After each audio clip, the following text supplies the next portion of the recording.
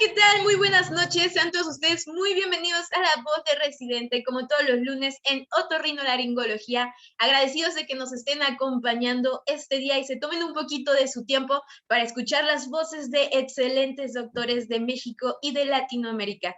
Antes de comenzar, me gustaría comentarles en qué consiste la dinámica. Tenemos un doctor invitado que es residente y está realizando una exposición, o como a mí me gusta verlo, una clase de alrededor de 30 minutos. Terminando dicha exposición, tendremos la intervención de nuestro doctor mentor, a quien estaré presentando un poquito más adelante. El tipo de intervención que tendrá será para complementar, felicitar, comentar o decir sus experiencias. Al final del día, esto es para la comunidad médica y para todos los residentes y poder seguir creciendo juntos.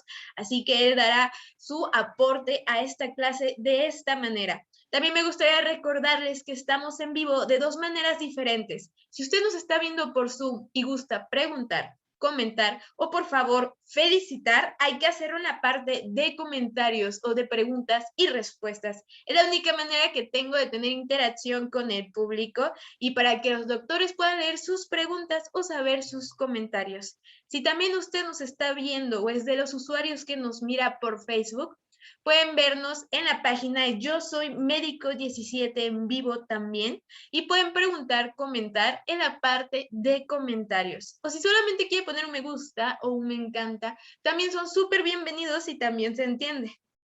Vamos a finalizar este webinario con conclusiones de ambos doctores. Me gustaría recordarles que tenemos diferentes especialidades a lo largo de la semana, de lunes a viernes. Usted decide qué es lo que quiere aprender. Pero ya no le voy a quitar más tiempo a la doctora que realmente vienen a escuchar esta noche. R4 de Otorrinolaringología de la Universidad Autónoma de Yucatán en el Hospital Adolfo López Mateos. La doctora Ingrid Carerici. Buenas noches, doctora Ingrid. ¿Sí me escucha bien? Sí. Muy bien, doctora, pues muy agradecida de que se esté tomando tiempo para darnos una clase esta noche. Enseguida le doy paso al doctor mentor y le dejo con el mejor público, que son los residentes de Otorrinolaringología. Si gusta, ya puede comenzar con su exposición. Gracias.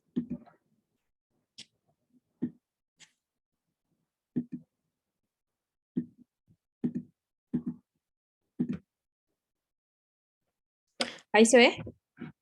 Así es, doctora, ya estamos viendo. Muchas gracias.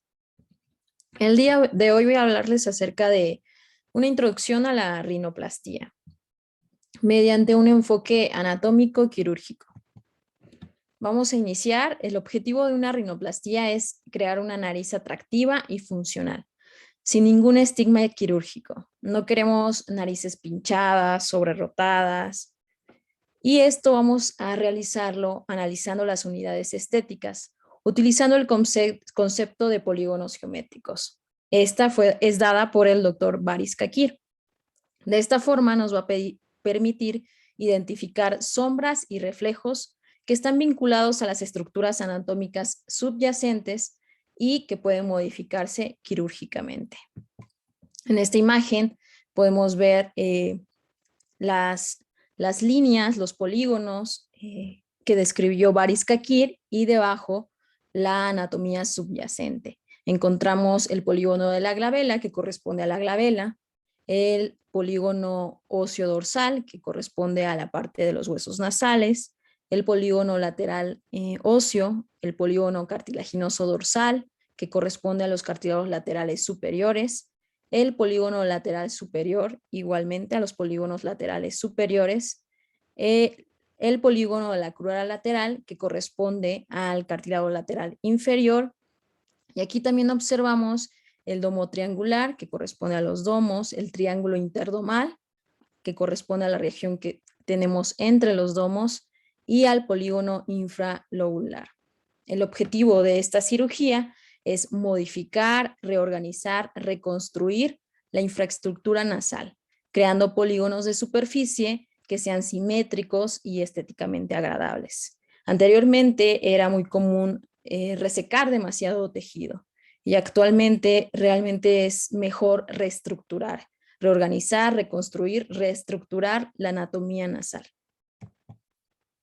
Antes de realizar una rinoplastía es muy importante realizar el adecuado marcaje. En esta imagen nosotros podemos observar que se encuentra marcada la línea media. Tenemos marcadas las osteotomías laterales que vamos a realizar y las intermedias. Esto es que ya que colocamos la anestesia, la anatomía puede distorsionarse y podríamos perdernos. Posteriormente de realizar el adecuado marcaje, procedemos a la anestesia. En el día de hoy les traigo la forma de preparar este tipo de anestesia que le llamamos tumescente, el cual nosotros lo preparamos con ropivacaína, que para recordar, esta tiene una vida media de 6 a 10 horas, tiene una latencia de 1 hora, dosis máxima que va de entre 150 a 200 miligramos y se administra de 1 a 2.5 miligramos por kilogramo. También añadimos a esta solución la lidocaína, que tiene una vida media de 2 a 2.5 horas, una latencia de 10 a 15 minutos y se calcula de hasta 7 miligramos por kilogramo peso. Como nos damos cuenta, la lidocaína va a actuar mucho más rápido y la ropivacaína nos va a dar muchísimo más tiempo de acción. Además, a esto añadimos epinefrina, solución fisiológica y ácido tranexámico, que al ser un inhibidor de la fibrinólisis, esto nos va a ayudar a que el paciente tenga menos hematomas. Ahora, ¿cómo vamos a hacer la infiltración? Bueno, realizamos una infiltración ascendente iniciando por la base nasal, por la vía sublabial. De ahí nos vamos a la columela, posteriormente a las alas, al triángulo suave, a las caras laterales de la pirámide nasal, al dorso, al septum, los cornetes medio e inferior y a la rama ascendente del maxilar superior mediante una vía endonasal. Para iniciar la rinoplastía, esta puede ser abierta o cerrada y para realizarla podemos realizar diferentes tipos de incisiones. En la línea amarilla podemos ver una incisión intercartilaginosa, es decir, esta incisión que realizamos entre el cartílago lateral inferior y el cartílago lateral superior. En la línea morada podemos ver una incisión intracartilaginosa. En la línea roja, una incisión infracartilaginosa, es decir, por debajo del cartílago lateral inferior, y una incisión transcolumnar que se marca aquí en naranja. Además, en la parte medial podemos realizar una transficción parcial cuando solo lo realizamos de un lado, una transficción completa cuando abarcamos ambos lados y una transficción completa extendida que abarcamos incluso hasta el piso nasal. En este video vamos a ver cómo se realiza la incisión infracartilaginosa. Es muy importante, como vemos aquí, que siempre se realiza bajo visión directa, con cuidado de no lesionar otras estructuras. A continuación vamos a ver cómo se unen estas incisiones.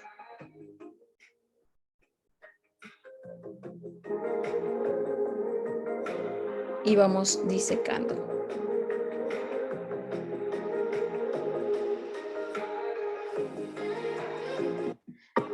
Aquí vamos a ver cómo se está haciendo la incisión transcolumnar en forma de V invertida.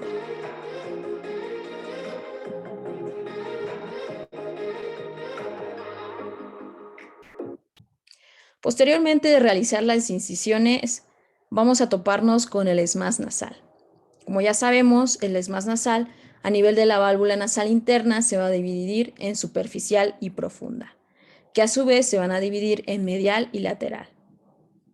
El ESMAS superficial medial se va a unir al músculo depresor del septum en el ángulo nasolabial y es este que tenemos aquí marcado en la flecha roja. El ESMAS superficial lateral se va a unir a los márgenes alares y es esta flecha que tenemos aquí en negro. El ESMAS profundo medial se va a unir anterior al ángulo septal anterior y va a pasar por debajo del ligamento interdomal y es este que tenemos aquí en azul. Y el ESMAS profundo lateral se va a insertar en la válvula nasal interna. Entonces el ligamento interdomal va a ser el que nos separe el ESMAS medial profundo del ESMAS medial superficial. Y al que llamamos el famoso ligamento de Pitangui no es más que el ESMAS medial profundo, este en azul.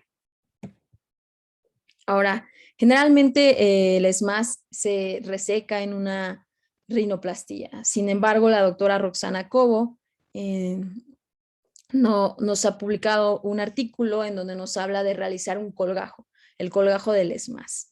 ¿Y cuáles son las ventajas que tenemos de realizar este colgajo del ESMAS? Este colgajo nos puede servir como camuflaje en la punta cuando colocamos injertos en la punta. De esta forma nos ayuda a camuflajearla. Además, disminuye la formación del espacio muerto en la región del supratip. Nos ayuda a marcarlo. Realizar este tipo de colgajo realmente no conlleva ninguna complicación y la vascularización del colgajo no se compromete. Esto está indicado en pacientes con piel delgada, pacientes con piel moderada y pacientes con pieles gruesas del tipo 1 y tipo 2 específicamente. Entonces aquí vamos a ver un video de cómo se está realizando el colgajo del ESMAS. Este colgajo, vamos a ver que vamos a disecar los cartílagos laterales inferiores y vamos a ir disecando de una forma muy cuidadosa para evitar incidir hacia el vestíbulo nasal. En algunas ocasiones llega a ocurrir si no tenemos o nos salimos de plano.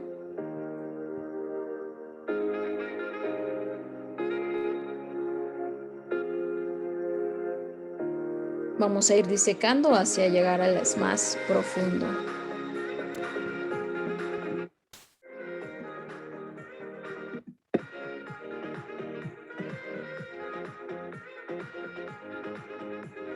Lo realizamos a ambos lados. Y posteriormente vamos a elevar el colgajo.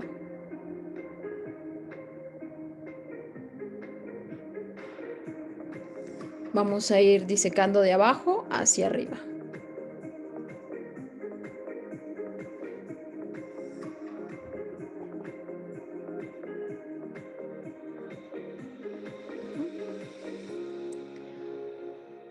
Y al finalizar la rinoplastía, lo que vamos a hacer es recolocar el ESMAS sobre los injertos que tengamos en la punta y de esta forma nos va a ayudar a camuflajear, como se ve a continuación.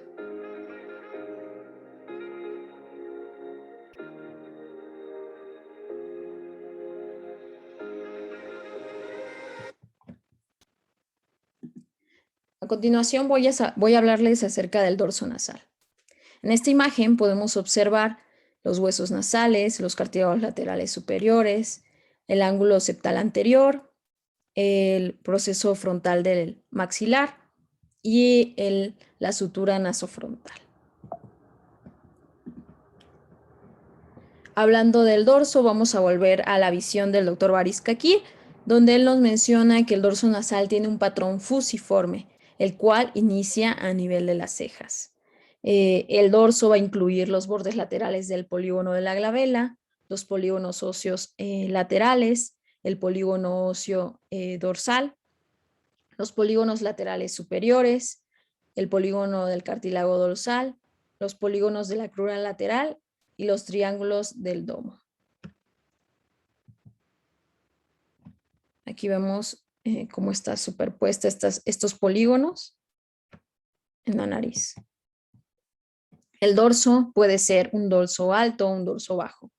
Cuando tenemos un dorso alto, lo que realizamos es una gibectomía.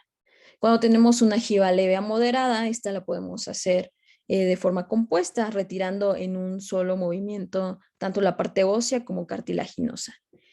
Pero también puede ser por componentes. Y cuando es una giba grande, se recomienda realizarla por componentes.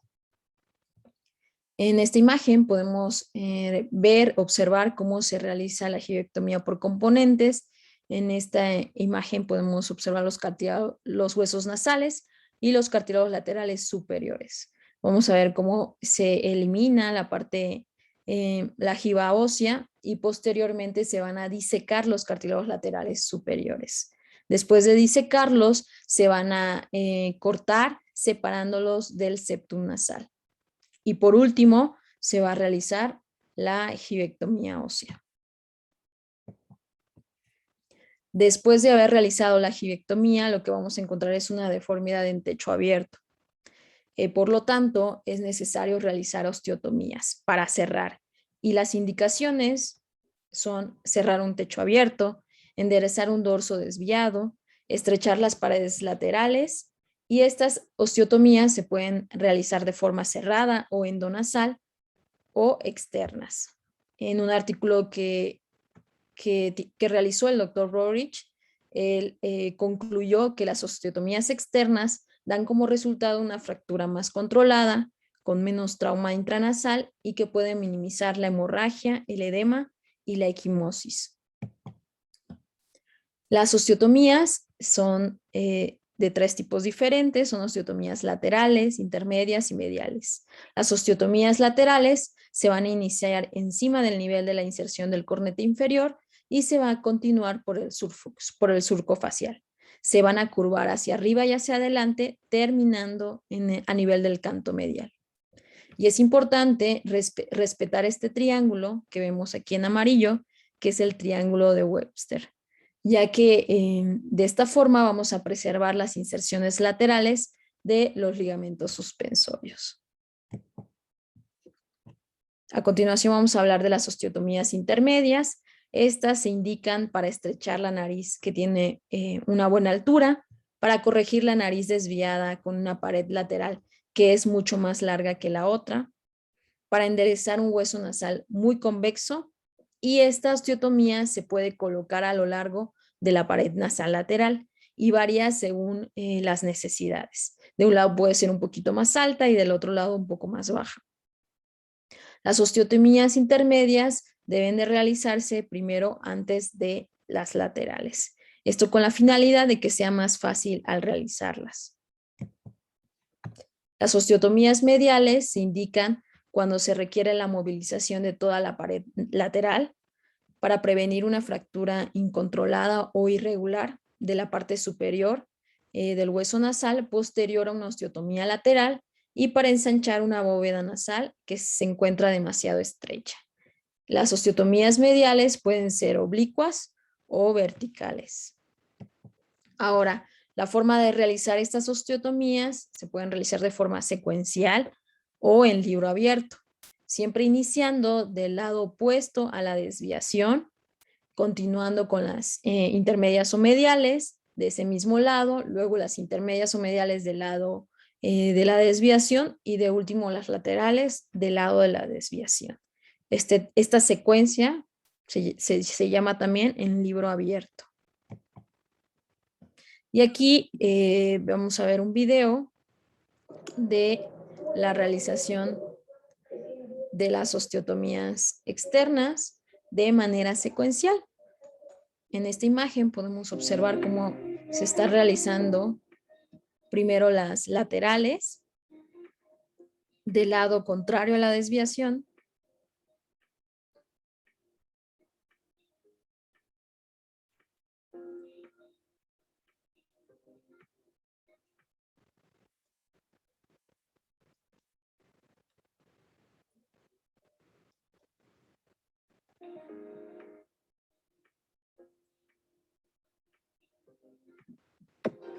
posteriormente se van a realizar la medial,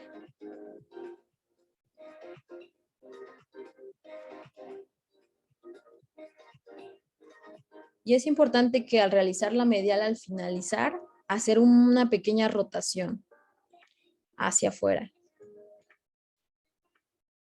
como se observa a continuación. Luego se hace la osteotomía intermedia del lado contralateral.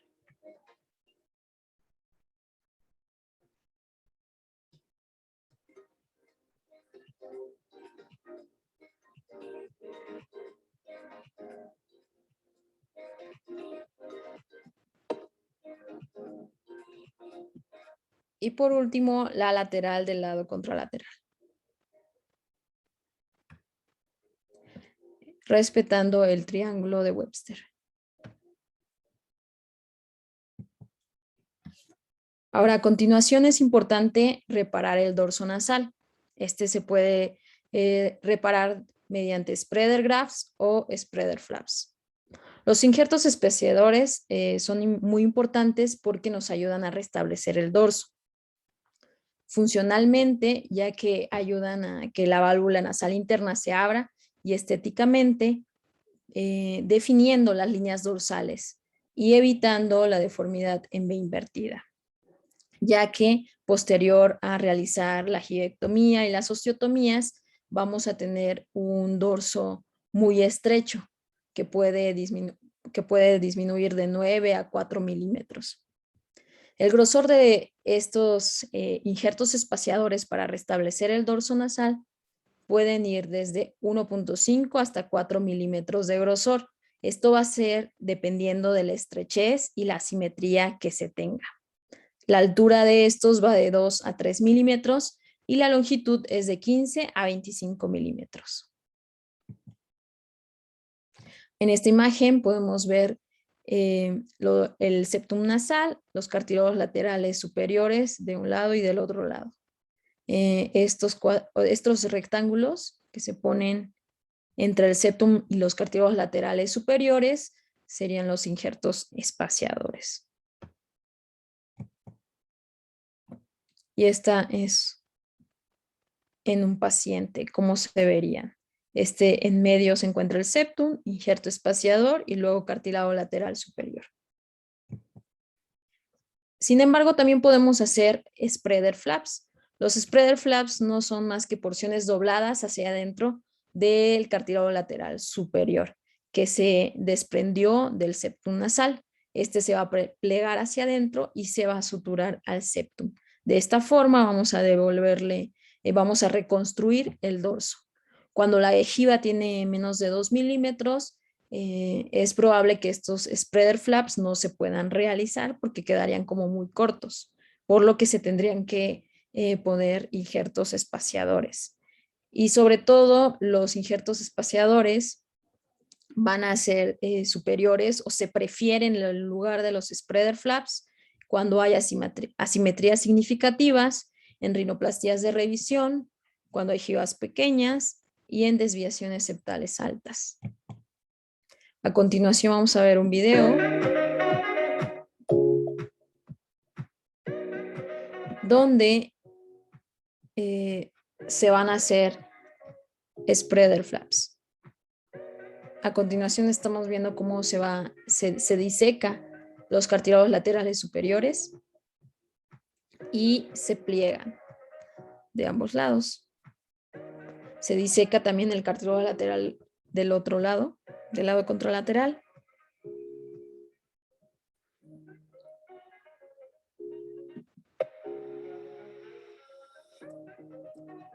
Y vamos a proceder a suturarlos al septum nasal.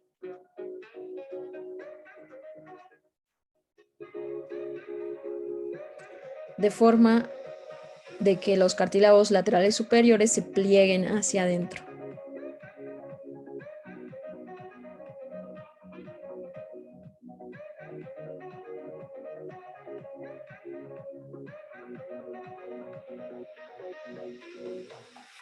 Aquí vemos cómo se pliega hacia adentro. Vamos a hacer lo mismo del lado contralateral.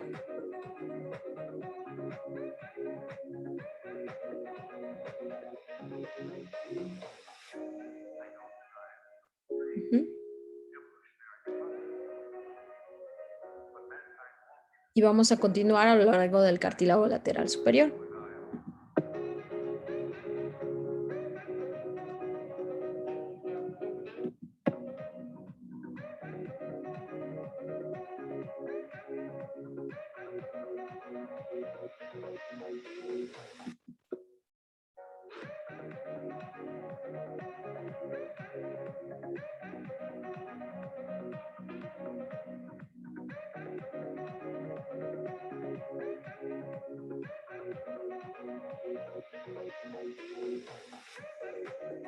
Y de esta forma reconstruimos el dorso nasal.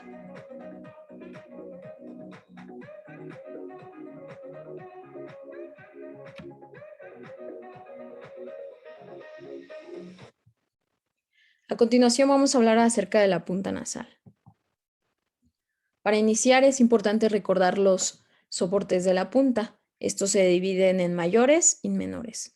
Los mayores son tamaño y forma del cartílago lateral inferior, inserción de la crura medial al septum caudal y el ligamento del scroll. En los menores encontramos el ligamento interdomal, el septum membranoso, la piel y tejido subcutáneo, el complejo sesamoideo y la espina nasal. Es muy importante a la hora de incidir los tejidos, si cortamos alguno de estos soportes de la punta nasal, tenemos que restablecerlos. Esto para evitar dejar a la punta sin soporte. Volviendo nuevamente a la visión del doctor Baris Kakir, este tiene o menciona dos puntos importantes, que es la línea del scroll y el ángulo de reposo de la crura lateral. La línea del scroll es el surco que indica la transición desde el polígono lateral superior al polígono de la crura lateral. Y el scroll realmente pues es la unión del cartílago lateral superior y la crura lateral, y va a marcar la transición entre el cuerpo nasal, que es estático, inmóvil de la nariz, a la punta nasal, que es dinámica. El ángulo de reposo de la crura lateral determina la posición de la crura lateral con respecto al cartílago lateral superior. Y este ángulo debe de ser de 100 grados. Ya que si este ángulo es mayor a 100 grados, vamos a tener una posición más cefálica del cartílago lateral inferior y pues esto nos puede provocar incluso colapso valvular o problemas en la respiración. Entonces el ángulo adecuado debe de ser de 100 grados, como se muestra en esta imagen. También nos habla acerca del diamante de la punta nasal, que no es más que cuando nosotros tomamos una fotografía en la vista frontal con la técnica estándar de 2 lámparas a ambos lados, nosotros vamos a poder observar estos reflejos de la luz en los domos nasales.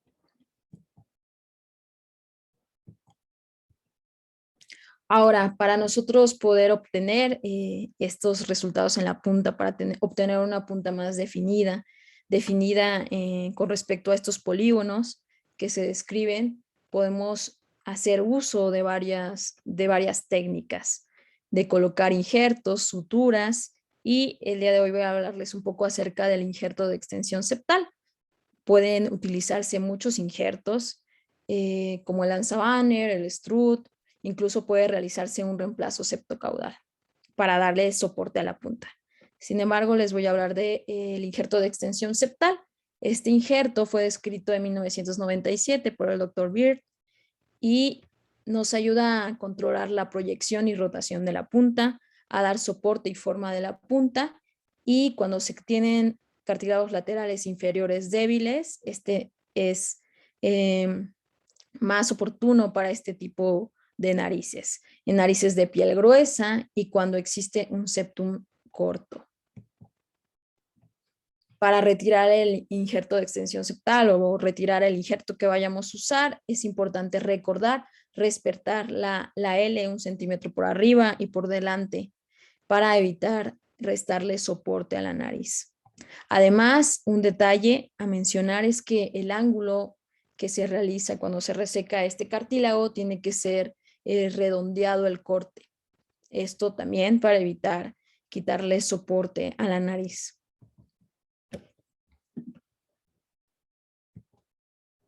Y aquí vamos a ver cómo vamos a fijar el injerto de extensión septal al septum nasal. El injerto de extensión septal se puede fijar lateral, como es en este caso, o se puede fijar de forma término-terminal. Esto se refiere, término-terminal, que la parte terminal del septum va a estar en la parte inicial del injerto. Y esta forma, que es laterolateral, es realmente como empalmarlo al septum nasal. Esta fijación se puede realizar con nylon 5 ceros o sutura PDS también. Entonces vamos a iniciar de abajo hacia arriba y posteriormente de arriba hacia abajo, dando mayor soporte a la sutura y abrazando, por decirlo así, el injerto del cartílago. Vamos a continuar hacia abajo.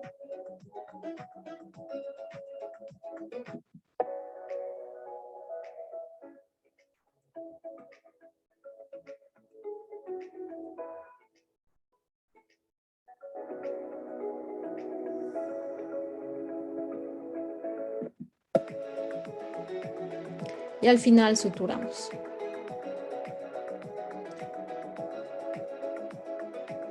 Digo, nos anudamos.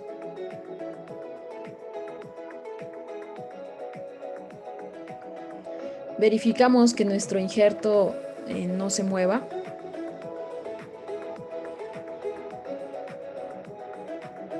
Y en dado caso de que tenga algún movimiento hacia adelante, podemos colocar un tope, por decirlo así, en la parte superior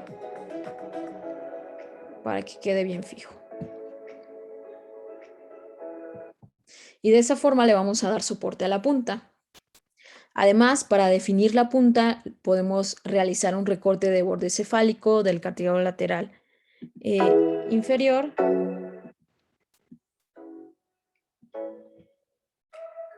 Es importante recordar que tenemos que respetar o dejar de cartílago de 7 a 9 milímetros.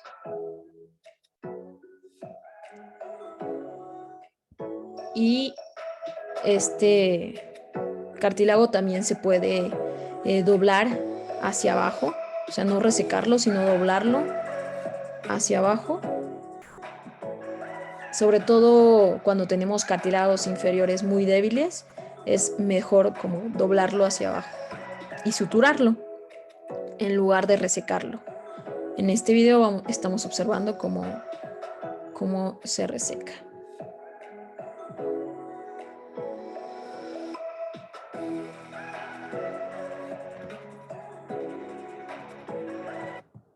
Y para finalizar, podemos aplicar varios tipos de sutura en la punta nasal para definirla. Aquí vamos a ver cómo se realizan unos puntos hemitransdomal oblicuo de Gruber. Sin embargo, también podemos usar puntos transdomales, puntos de Milos-Kosakovic. Existen varios métodos para definir la punta.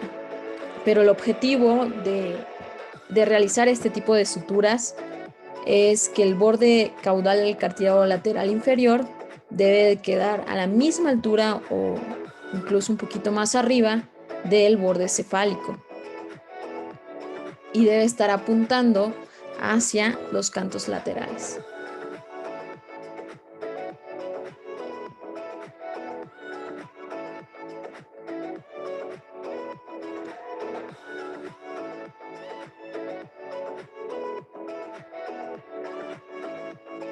Entonces se hace lo mismo del lado contralateral.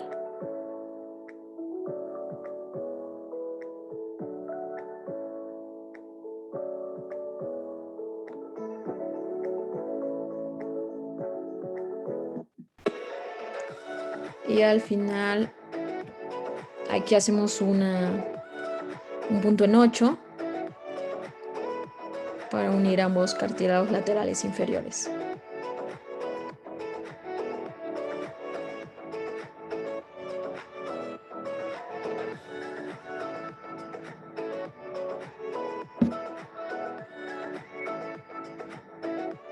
De esta forma vemos cómo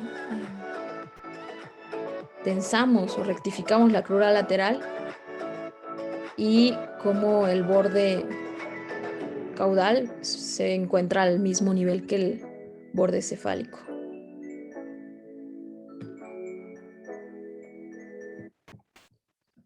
Ahora los resultados. Como vemos en esta imagen, esta es una paciente que tiene una pequeña jiba osteocartilaginosa y una nariz ancha. Este es el antes y el después. Vemos una mayor definición de la punta. A esta paciente se le hizo una girectomía por componentes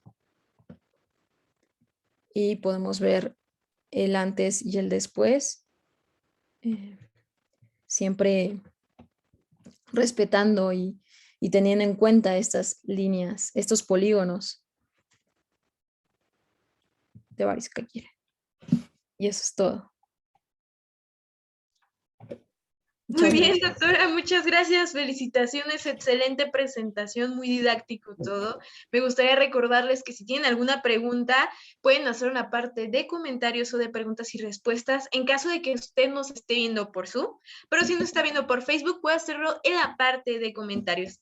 Enseguida voy a pasar a ceder la voz al doctor mentor que nos está acompañando esta noche, otorrinolaringólogo y cirujano de cabeza y cuello, egresado del Centro Médico La Raza, posgrado de alta especialidad en rinología y cirugía plástica facial, coordinador y profesor de la especialidad de rinología y cirugía plástica facial de la Universidad Autónoma de Querétaro, el doctor Einar Mondragón. Buenas noches, doctor. Muchas gracias por acompañarnos. Buenas noches. Muchas gracias a Ingrid, a la doctora Ingrid, por la invitación y gracias a ustedes también por permitirnos este espacio. Muchas gracias. Muchas gracias, doctor. Sería tan amable darnos sus comentarios, complementos, lo que usted guste. Claro. Sí, primero pues quiero felicitar a la doctora Ingrid, una plática muy completa, un panorama general de lo que es una cirugía nasal. La cirugía nasal es un procedimiento extremadamente complejo, en donde existen más de 200 procedimientos para realizar modificaciones en la estructura de la nariz, pero en general estuvo muy bien abordado y nos puede dar un conocimiento básico de lo que es una rinoplastia. Gracias, doctora Ingrid, por esta buena charla y pues nada más, no tengo ningún otro comentario extra que pueda yo agregar, ya lo dijo todo ella en la plática. Muy bien. Gracias. Sí, la verdad es que fue una plática demasiado completa, doctora. Sí, mire, ahorita por el momento solamente veo felicitaciones y saludos, no veo preguntas como tal, así que eso me gusta dejarlo al último cuando solamente son felicitaciones. Entonces, sería tan amable, doctora Chi, de darnos su conclusión o sus consejos para los residentes que nos están viendo de otorrinolaringología.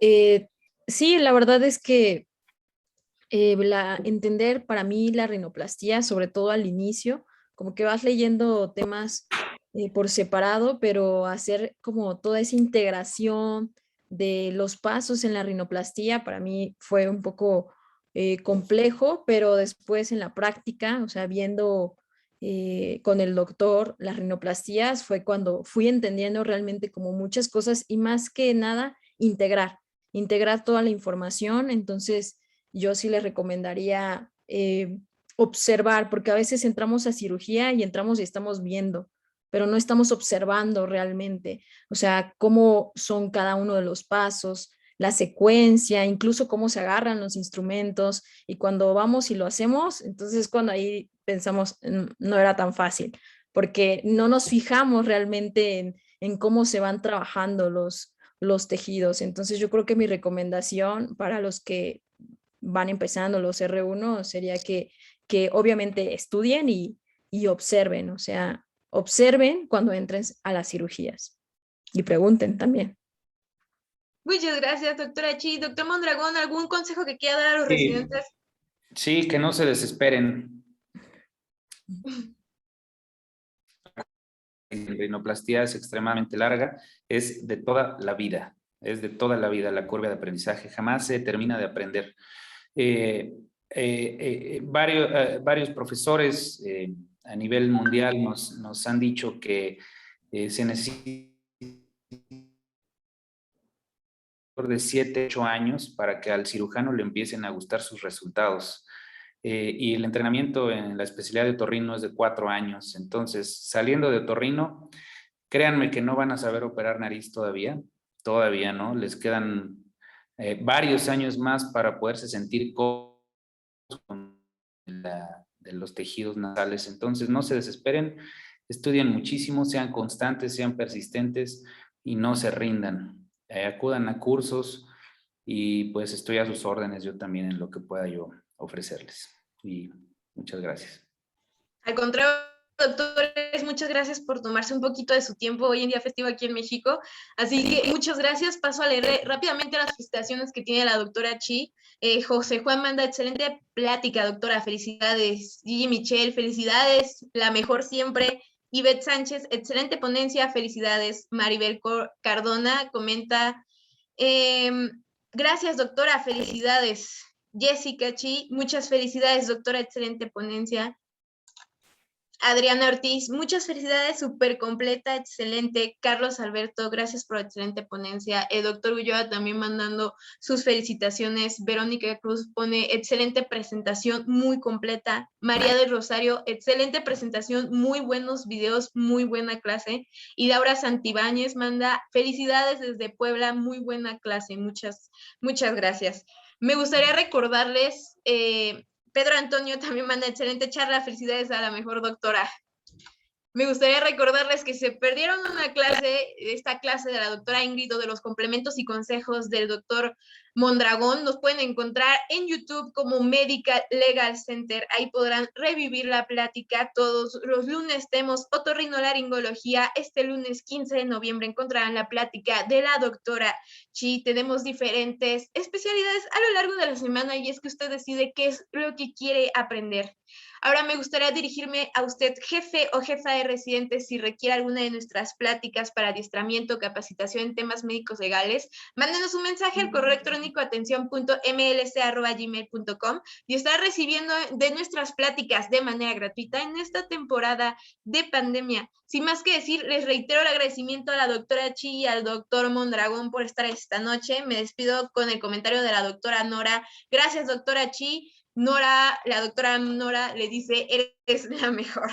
Así que muchas felicidades, doctora, que pasen muy bonita noche. Hasta luego. Gracias. Buenas noches. Buenas noches.